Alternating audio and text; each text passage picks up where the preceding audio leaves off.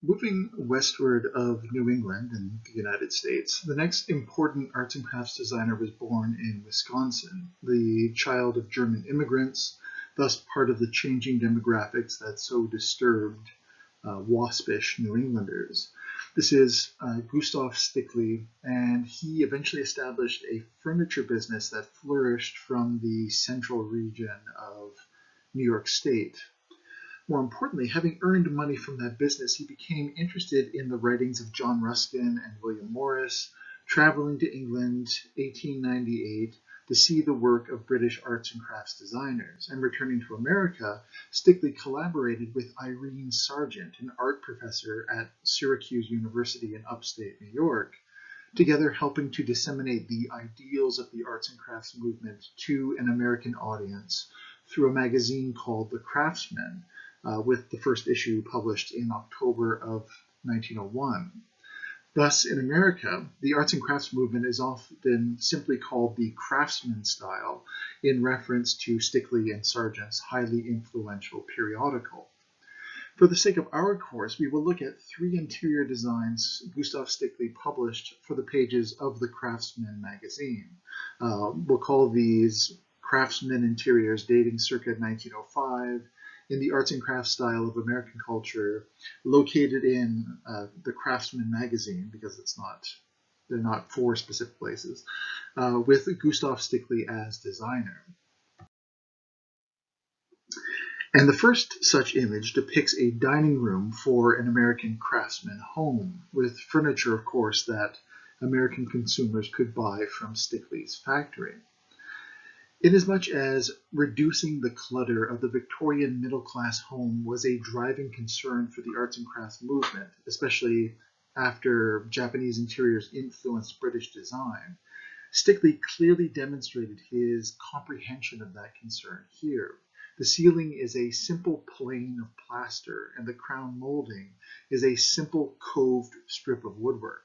There's no elaborate wallpaper on the upper section of the wall planes, and the windows are basic casements peeping through unpatterned curtains. The chair rail and baseboards are once again simple strips of wood, and the wainscoting is a handsome pattern of thick vertical slats with thin grooves between them. Even the rug on the floor, despite its elegantly floral border, is mostly unadorned. The point of this room is a celebration of handmade woodwork distributed in carefully controlled proportions for a modest living space. This is not a Vanderbilt mansion. This is meant to appeal to the continually growing lower middle class of America.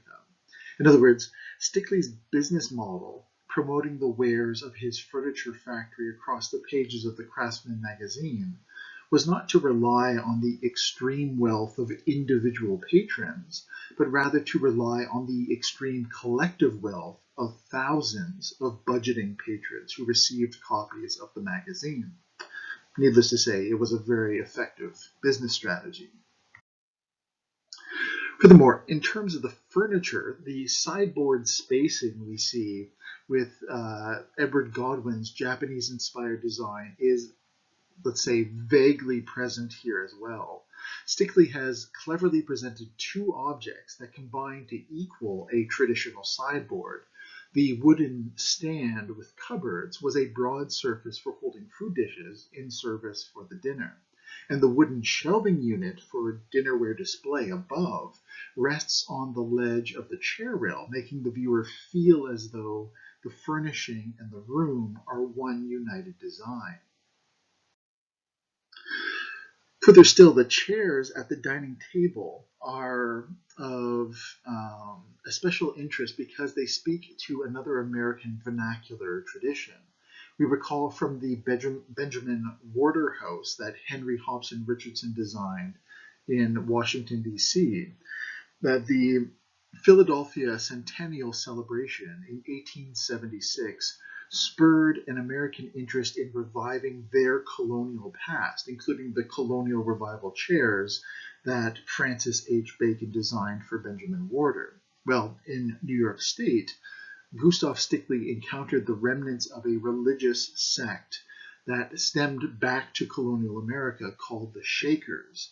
And a basic tenet of the Shaker sect was the renunciation of worldly ostentation, living in simple, handmade houses in small rural communities. Thus, when American designers wanted to combine the arts and crafts emphasis on handmade furniture with the vernacular traditions of their country, they looked to the Shakers. In this case, Stickley appropriated the simple ladder back of the Shaker-style chair for the dining room furniture here. Finally, the furniture of the dining room subtly reinforces the hierarchy of the middle-class American family. Note that only one chair around the table has armrests. This chair was reserved for the head of the family, i.e. the father, to maximize his comfort after a day of work outside the house. Likewise, note that his chair is farthest removed from the sideboard on the left-hand wall of the room in the drawing. Thus, the head of the household would not serve dinner to the family, he would be served. And thus Stickley in America, as with Godwin and numerous others in Britain, used subtle differences in the interior design to reinforce the gender politics of the modern middle class. Stickley also provided Craftsman Interior designs that showcased color schemes. This is the design for a study that more clearly marked the influence of the British arts and crafts and the Japanese influences on the British. The exposed ceiling joists with the white plaster between the joists echoed the half-timbered patterns of the British arts and crafts, going all the way back to Philip Webb's ceiling in the entry hall for the Red House. Though here the depth of the joists is far closer to the Tudor Revival patterns on the ceiling of Richard Norman Shaw's Cragside Manor. Yet, as with the sideboard shelf in the previous Stickley interior, Stickley ensured that the ceiling pattern also determined the spatial arrangement of the wall planes. In this case, two of the joists frame the window seat that presumably overlooks the vast American landscapes that readers of the magazine would project beyond the drawing's interior.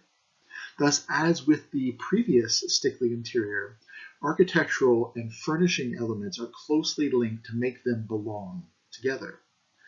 Furthermore, the wall planes are divided with a simple frieze of a beige tone that recalls the lintels above the shoji screens in Japanese interiors.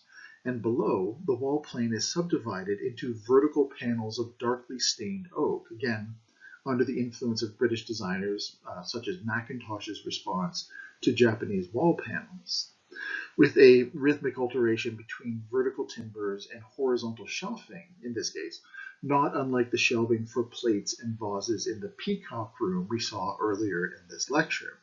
Thus, Stickley integrated aspects of the aesthetic movement too. But whereas the Peacock Room was a singular interior for a patron with a specific collection of East Asian artifacts, Stickley did not commit to a specific cultural identity for the artifacts displayed on the shelves of this interior. He wanted American consumers to imagine their collected objects, whatever they may be, on the different heights of the wall shelves. Finally, in terms of Japanese influence via the British arts and crafts, note the ambient lighting presented as a series of hanging lanterns. Again, not unlike the andon or the paper lanterns of Japan. Yet, in terms of the furnishings, Stickley exploited another vernacular tradition of sorts in American culture. Spanish Catholic missions to California back in the colonial days supposedly included furniture pieces that showcased vertical slats. Thus, Stickley helped to develop another vernacular quasi-appropriation called the mission style, leading to the left-hand armchair design in this interior, where the sides of the chair are open woodwork showcasing vertical slats that, of course, echo the vertical panels of the wall planes and, of course, the vertical slats that arts and crafts designers appropriated from Japanese interiors as well.